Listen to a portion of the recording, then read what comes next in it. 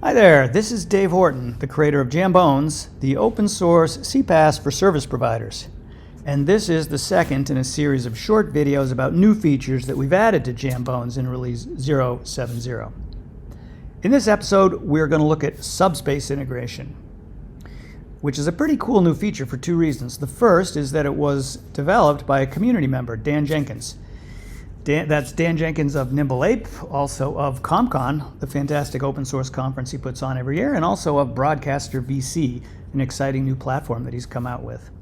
Well, Dan decided that Jambonz could really benefit from Subspace integration. He went ahead and developed the feature and contributed to it.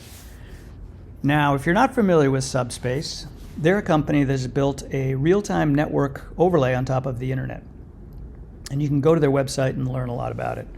It's particularly well tuned for real-time communications and real-time data.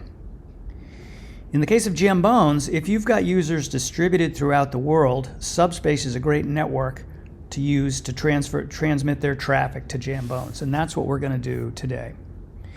If you recall at the end of the first video, we had integrated with a Twilio trunk. Now we're going to have that Twilio trunk send calls to Jambonz through the Subspace network. So to do so, we go to Edit Account, and down here we can see we've got room for a Subspace client ID and a client secret.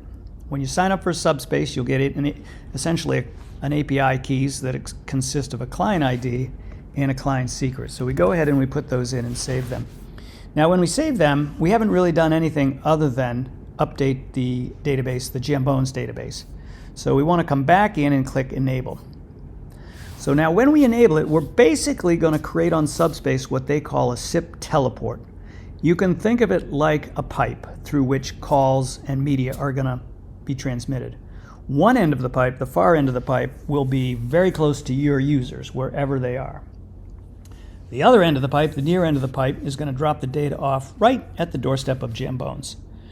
So we can see already that the IP address of the Jambonz SBC is here, and we'll select that. If you had given a DNS name or wanted to use some, typically it would be a DNS name, but another IP, you could put that in here.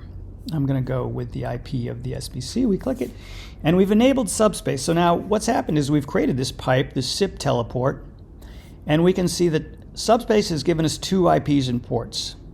One is for the transmission of UDP and TCP traffic, and one is for TLS traffic. So we're going to take the IP for the far end of the Subspace pipe, if you will, as I've been describing it, and we come over here,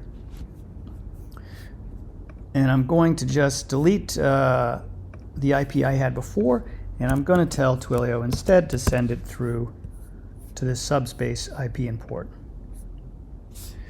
So now, when we make our call, and call our test application, our Hello World application, Twilio is actually going to be delivering it through Subspace. So let's go ahead and try it out. There, and welcome to Jambonz. Jambonz is the CPaaS designed with the needs of communication service providers in mind. This is an example of simple text-to-speech, but there is so much more you can do. Try us out. There we go. So we've got Subspace integration. Now it's not just your SIP trunks that you can configure to send your traffic through Subspace. You can also configure SIP user devices, SIP phones and SIP soft phones. To do that, simply go into your SIP user device profile and you can set this IP as your outbound proxy, for instance. You could also create a DNS name and have it associated with that IP. And so then you get the benefit of Subspace's network for your distributed users, and you get improved latency, reduced latency on the media paths. Okay, that's Subspace integration. Thanks again for joining us, and look forward to seeing you next time.